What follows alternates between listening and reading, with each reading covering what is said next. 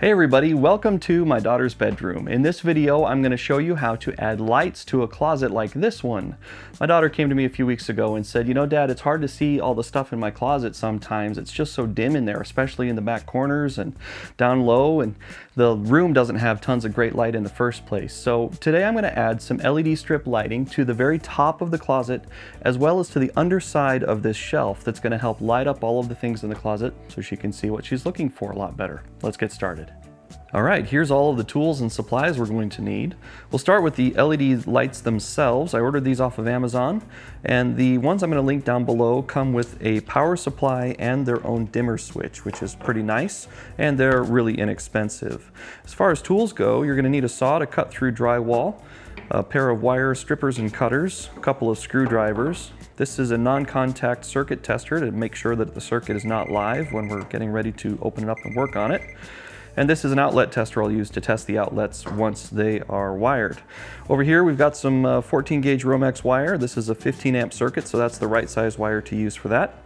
And I'm going to be adding this rocker switch and this outlet, and I've got their associated wall covers ready, as well as some old work boxes we'll be using for making all of those connections. In addition, I've got some wire nuts, both for ground wires and for the other connections that need to be made, and some little clips we'll use to do some cable management inside the closet. There's one other tool I forgot to mention, and that is a stud finder. You'll need one of these to find the studs in your wall. This one's really old and doesn't work really great. I mean, it's okay, but I'll link to a better one down in the description below. One final thing to mention are these tracks I'm going to use to mount the strip lights themselves. These are 90-degree angle tracks, and they have a little flat area right here that you can stick the LED strips to. And then they've also got these lenses that can slide over the top that will help to diffuse the lights, so they're not little point lights, but rather it acts more like a light bar. Now, in order to add lights into this closet, I have to have power available in the closet, and there isn't any power in the closet already. There's no fixture or anything in there to begin with. But what I do have, fortunately, is right here on this wall that is shared with the closet, I have an outlet. And so I'm going to be able to branch off of this outlet and add another outlet inside the closet on the back side of this wall. And on this side of the wall, I'm going to add a switch which will turn power on and off to that outlet. So she'll have a switch she can use to turn the lights on and off. Now, anytime you're going to mess with any of the electrical systems in your home, you always have to think about safety first. And so there's a couple of tools I'm going to be showing you how to use here that you definitely need to have if you don't already. The first is a non-contact circuit tester. This just checks for whether or not you've got live electricity on the fixture you're about to mess with. The way these work is you push a little button on it, and it beeps once and flashes a little light to let you know that it is working and ready. While you're holding down that button, you just put it close to the outlet you're going to use, and it will tell you by flashing and blinking if the outlet is live. This one still is, so I have to go cut power to this outlet at my breaker box before I start doing any of the work on this wall. The other tool I recommend that you have if you're going to do any work on outlets is an outlet tester. This is one that has different lights that indicate whether there are any faults in the outlet after you've wired it up. And if it's correct, you can see this one here is just going to light up green right there. So before we even start, I'll just test this outlet, and that is lit up green, so we are good to know that this outlet has already been wired properly. Starting there, I can now go turn off the circuit breaker for this outlet, and then we can get started with the wiring. If your circuit breaker's not been labeled like mine, I strongly encourage you to take the time to label it, because it makes figuring out which circuit you need to shut off when you do jobs like this very, very easy. Now that I've cut the power to this outlet, I can come back with my circuit tester, and again, we'll just hover this close to the outlet and just make sure it's not turning on. It's not, so I know that this outlet is now turned off, so I can open up this box and start doing the wiring. Start by removing the screws from the faceplate and pulling it off the wall. Then unscrew the outlet itself, and you should be able to pull it out and stretch out the wiring behind it. Now, this outlet that I'm going to branch off of is an AFCI outlet, which means that it's got some extra circuit protection built in. Most of you won't run into this when you're trying to just add a new outlet to an existing circuit, so I'm not going to get into tons of detail about the correct way to wire one of these. However, I will mention that there is a line side and a load side on one of these, and you do need to make sure that you branch off of the correct side when you're adding a new outlet to the circuit, otherwise you won't have any protection on the new outlet. I'll leave a link to an excellent video down in the description below that goes over all the ins and outs of a standard outlet and the correct way to wire to one of those. But if you have any doubt about the correct way to do this, then hire an electrician. It's always better to make sure it's done right than to take any risks in case you're not comfortable working on electricity. So next I'm going to use my stud finder here to figure out which side of this outlet is the stud on. Outlets are typically installed directly next to a stud, and it'll either be on this side or it'll be on this side.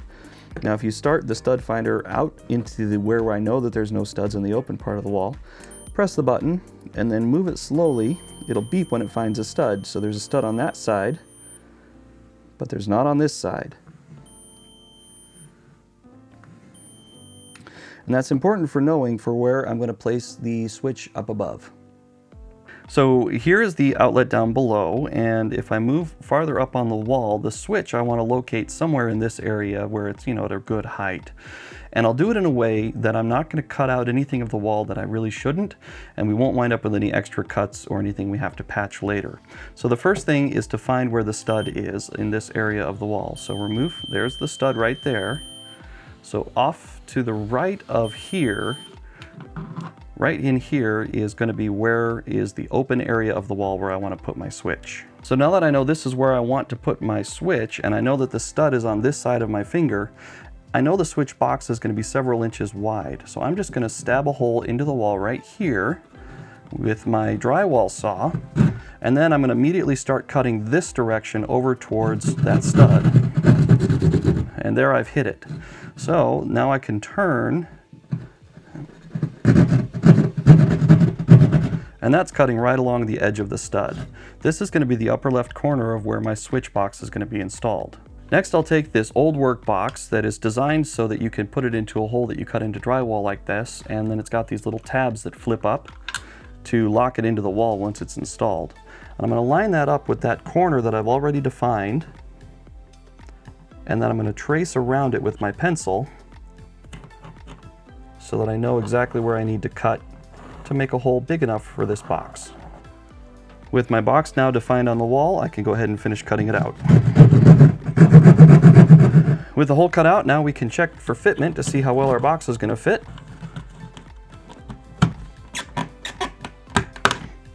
That's going to be perfect.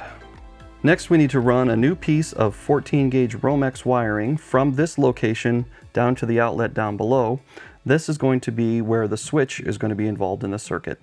And then we're also going to need to run Romex from here to the location inside the closet on the other side of this wall where we're going to put the outlet. Now here I am in the upper part of the closet. I've gone ahead and decided that I'm going to put the outlet up here, up above her upper shelf, because if I put it down lower, then the things that are going to be plugged into it would be in the way of, you know, clothes and things she was trying to store in the closet. So by putting it up high here, it'll stay out of the way. And since the only thing I'm ever planning to plug into this are the lights for this closet in the first place, I'm okay with putting an outlet in kind of an odd location. So just as we did down lower, we're going to start with our stud finder and locate the stud. There it is. So this area right here is off of the stud, and just as before, we'll use our drywall knife to punch into the wall and then cut until we hit the stud. There it is. Then we'll turn, start cutting down.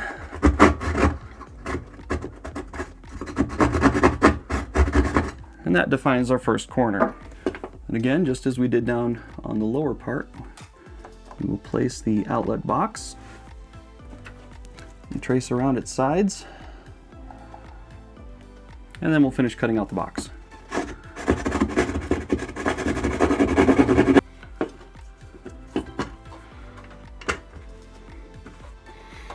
Perfect fit. Okay, we're ready to start pulling some wire.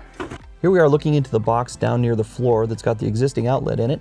And in this upper corner here, there's a little punch-out tab that if we get a screwdriver in there, we can pop that out.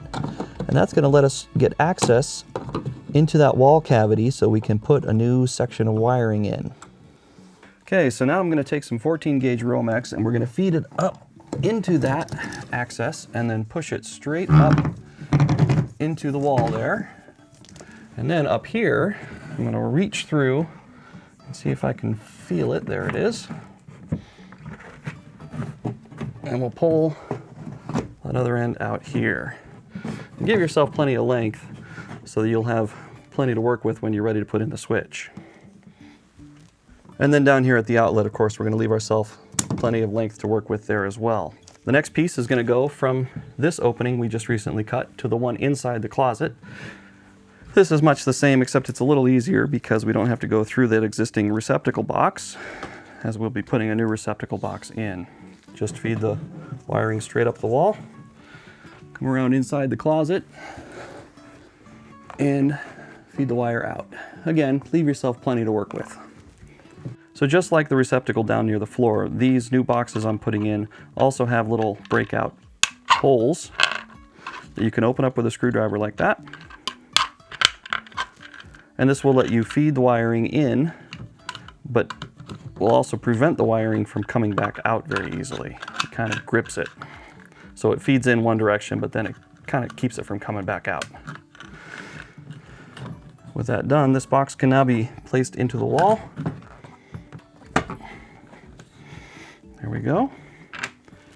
And then when you turn these screws, those tabs that are inside the wall will flip up and lock this so that it is locked into the wall. Okay, then up in the closet here, just as we did down with the switch location, we're going to feed this Romex into this box.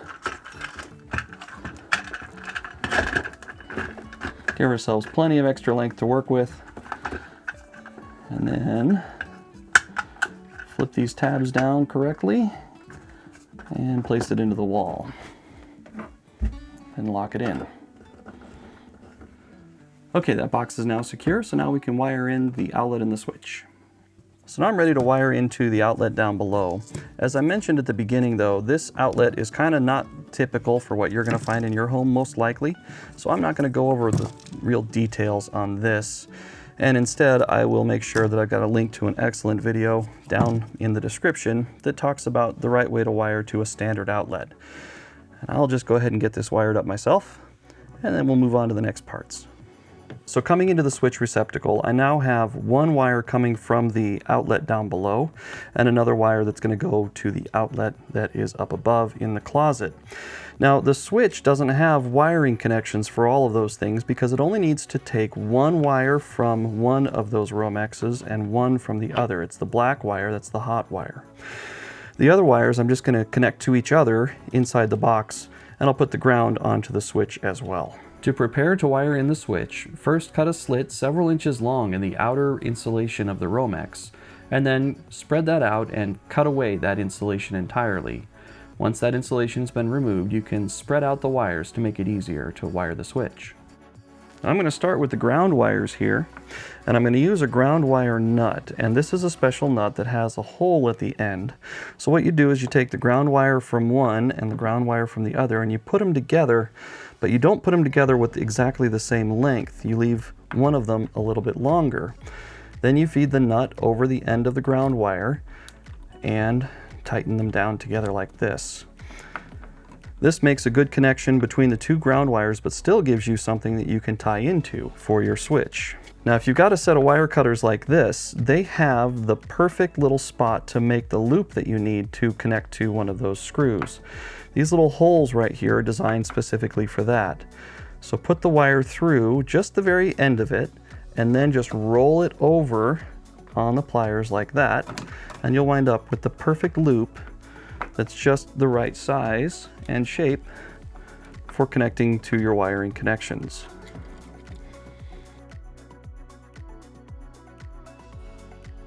There we go, that's our ground. Also in this box, we've got some neutrals that we need to just tie together. So I like to trim them to the same length and then strip off about 3/4 of an inch or so, and then twist them together. Trim off their ends so they're flush, just like that, and then use a wire nut to tie them together. And then the two black wires, which are the hots, those are the ones that are going to go on the brass connections on your switch. Strip the ends and form loops for the screw terminals on the switch. So then you just connect one to one of the brass screws and the other to the other one. Now, one note, when you put these loops over these screws, make sure you're doing it so that when you tighten the screw by turning it clockwise, it's tightening that loop that you've made as well. It's too easy to put these on backwards, and then you'll find that when you tighten that screw down, it actually opens up that loop that you've put in, and you don't get quite as good of a connection. Okay, this switch is wired. One final thing, the switches are labeled with a top and a bottom. Make sure you put them in right side up, otherwise they'll be installed upside down, and down will be on and up will be off.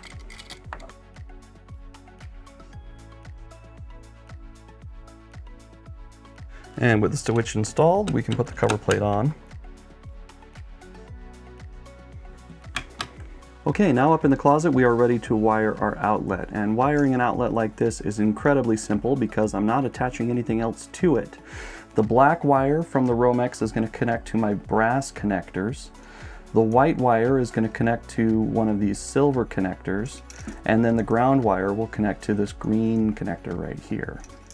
So just remember, the black wire goes to brass, white wire goes to silver, ground wire goes to green. A couple of final things to note as I'm finishing wiring this. When you're done, go ahead and screw in the extra screws that you didn't actually use so they don't stick out. And also, on the backs of these, there are these connectors you can use that are just push-in connectors, and there's little holes right in through here. And while those can work, I don't feel like they make as solid of a connection. I would rather use the screw terminals. It's up to you, however you want to wire yours though, of course. With the outlet completely installed, now I can put the faceplate on. And then we can turn power back onto the circuit and test everything. Okay, with the power back on, we can come and check and make sure this is hot again, and it is. We're going to leave the switch off for just a second and go up into the closet and make sure the power is not on in here, and it is not. So then we'll flip the switch on. And now we've got power up here. So now up in the closet here, we're going to test this outlet. Now I've got the switch turned off right now, so nothing's going to light up with that outlet tester plugged in. I'm going to have my daughter flip the light switch on down below that we just wired in. And when she does, you can see it lights up green there with the correct section. So we did wire this correctly, and the outlet is ready to be used. All right, with the outlet wired up, we're now ready to install the LED lights. And this is going to be kind of an annoying part of this project, only because the space that I'm working in is really constricted. Inside of this little closet, there's not a lot of elbow room, and I'm going to have to kind of duck under a shelf, and it's going to be tricky to get in there and do it, let alone bring you along to film. I'll do my best to show you what I'm doing, but I thought I'd give you a quick overview of the process out here before I got into the closet. The LED strip lights are going to mount in these tracks. These are right angle mounting tracks, and they've got a flat spot right here that the LED strips themselves will adhere to. So I'm going to mount this on the bottom side of the shelf and at the very top of the closet up in the top corner, so that the LEDs will shine down into the main part of the closet. These tracks come with these little L brackets that you can screw into the wall or into the bottom of the shelf. And so I'm going to start by screwing these in, and then we'll attach the L brackets. So each section of track requires 2 of these little clips. I've already installed one at that end, and then I put one here. Once the clips are up, these tracks just clip in place. Put them in, and then roll them so that they click in, just like that. And you can put them fairly close to the end. These tracks are pretty sturdy, and the LEDs don't weigh hardly anything. So with that first section up, I'm going to put my next bracket in right about here, and then we'll keep going. I'll show you how this bracket goes in. First, it's a good idea to pre-drill the holes for these screws. And I like to line up the bracket about where I think it needs to go, and then drill my pilot hole. Then I'll grab a screw gun with the screw in the bracket and go ahead and install it permanently. And when you get close to the final position, rotate the bracket around and hold it so that as you snug that screw down, it stays facing the correct direction. I just use the tracks themselves to measure where the next one needs to go, push that right up against the previous piece of track, and somewhere in here is where I want the next bracket. So it's the same process. Go ahead and place the bracket approximately where I think it's going to need to go. Find the hole, Go ahead and pre-drill.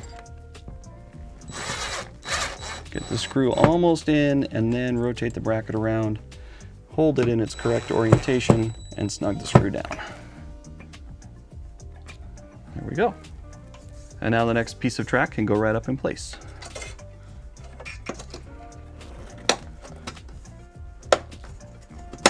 Now I've already installed the first 2 sections of track. I'm getting ready to put the third one in, and it turns out that the length of this closet is just exactly the right amount of distance for 3 pieces of track, so I don't have to cut them. If your closet's a different size, this can most easily be cut with a hacksaw. It's aluminum and you can cut it very easily by hand.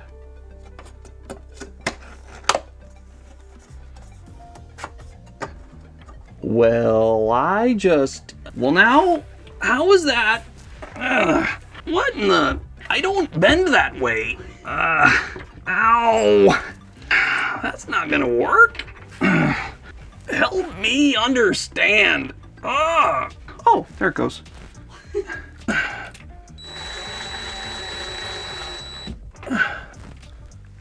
Okay.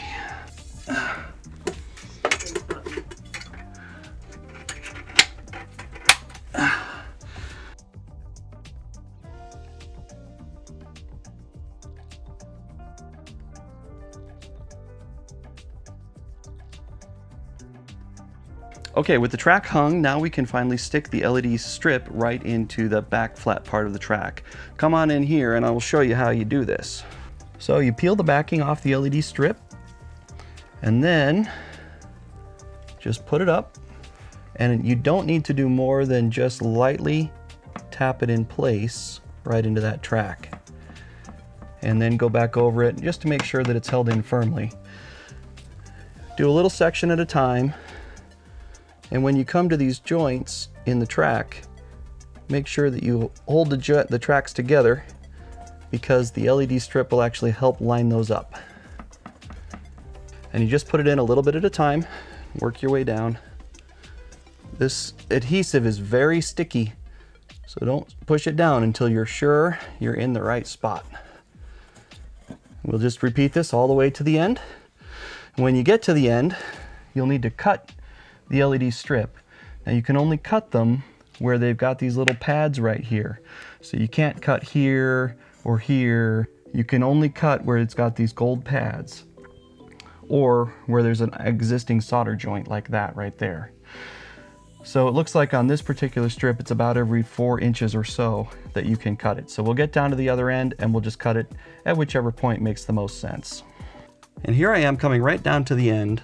And right at the end is this little cut joint right here. Now it's got some solder pads on that from the manufacturing, but you can cut through that, or you could cut through any of these gold pads like that right there. So I happen to get pretty lucky here in that those pads that I'm going to cut through line up right almost at the very end of the track. So to cut these, all you need is a nice sharp pair of scissors, and you literally just cut right through the center of the pads. Just make sure you cut cleanly and that you leave part of the pad on both sides of the cut. Now in this particular installation, I'm not going to use this extra, but if you had another little area, you could solder an extension wire from where you cut to this new end and be able to add some more lighting, perhaps down the sides, for instance. I'm not going to do that today, but wanted to make sure you knew. Alright, so all during filming today, I've had extra lights on in this room, which will make it a little easier for you to see everything that's going on. But in order to show you how effective these lights are, I'm going to go ahead and turn off those extra filming lights. And now I'm going to turn on the lights in the closet so you can get a sense for just how bright they are. Now this is only the strip on the bottom of the shelf here, and it makes a huge difference for being able to see the clothes in the closet and tell which colors are which and that sort of thing. So knowing that this works and how well it is working and how nice it looks, I'm ready to go ahead and put the second strip up at the very top. Now I'm probably not going to bring you along for putting the second strip up. It's exactly the same as how I put the lower strip in. Just peel off the backing and stick the strip up. Okay, the second strip is up. I'm going to kill the extra lights I've used for filming right now as well, and then we'll flip that extra switch on and see how it looks. That's amazing. It looks so much better. It's so much easier to see everything, even down low in the closet. Even though these clothes are kind of in the way, the lower part of the closet is much, much brighter than it was before too. All right, with both strips installed and tested, next I'm going to install these little diffusers on the track, which will help soften the light just a little bit. And then I'll do a little bit of cable management at that end over by where things are plugged in inside the closet, so we don't have any wires dangling where we shouldn't. And that will basically wrap this project up. Let me bring you along for the finishing touches. Okay, so you can see I've already put the diffuser in this first little section, and I overlapped on purpose just a little bit because these diffusers will help line these two pieces of track up perfectly. Now, I won't lie to you, putting these diffusers in is a chore. They are very, very stiff and they really don't like to go into the track. I'm going to start by getting it into this existing track that already has a little diffuser on it. Good. And then I will get it lined up and into and started in the next section of the track.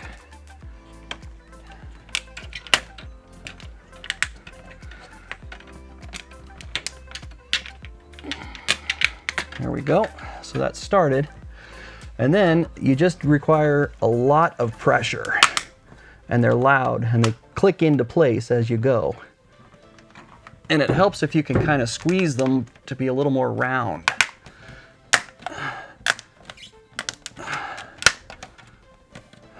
See? So that's how these go in. It just takes a little bit of time and patience.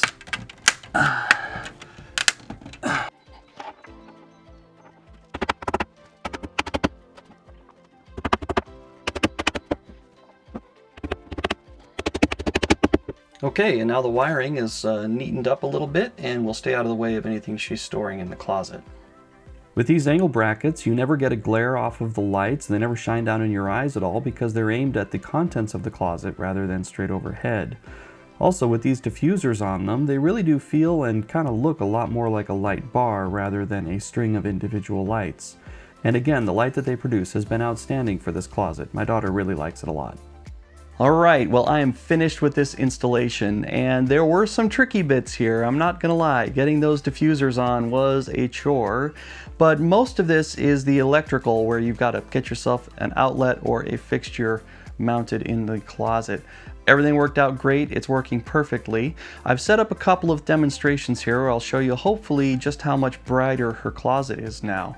So when I'm filming, I use these extra lights, and I'm going to turn those off right now so you can see what the room naturally looks like. Now, I've set the camera to stay adjusted how it was, so it's not going to try and compensate. This is how bright her room typically is with these camera settings. So now we'll take a peek in her closet, and you can see it's really hard to see what's in there. Colors are really subdued, and especially early in the morning, it's hard to tell kind of what you're looking at as far as clothes go. But if we flip on the lights in the closet, you can see just how much brighter it is, how much easier it is to find everything, and how much better of an experience it'll be getting dressed in the morning. So that's going to do it for this one. I hope you've enjoyed this video and maybe learned a little something. If you'd like to let me know about that, you can hit me with a thumbs up down below. If there's something more or different you'd like to see in this project, you can tell me about it in a comment. I read all of them and look forward to hearing from you. And if you want to see more content like this, of course, you can think about subscribing, but there's no pressure there. I've got an apple pie that's been getting cold on my counter all afternoon. I'm going to go dig into that. Have a nice day. Thanks for watching. I'm going to turn all of those extra lights off here in just a moment. Not yet. Oh. Not yet. That was pretty close. Okay. All right, with the, what's that called again? That's an outlet. That's what it's called. I can't have pie until I've cleaned up. Oh.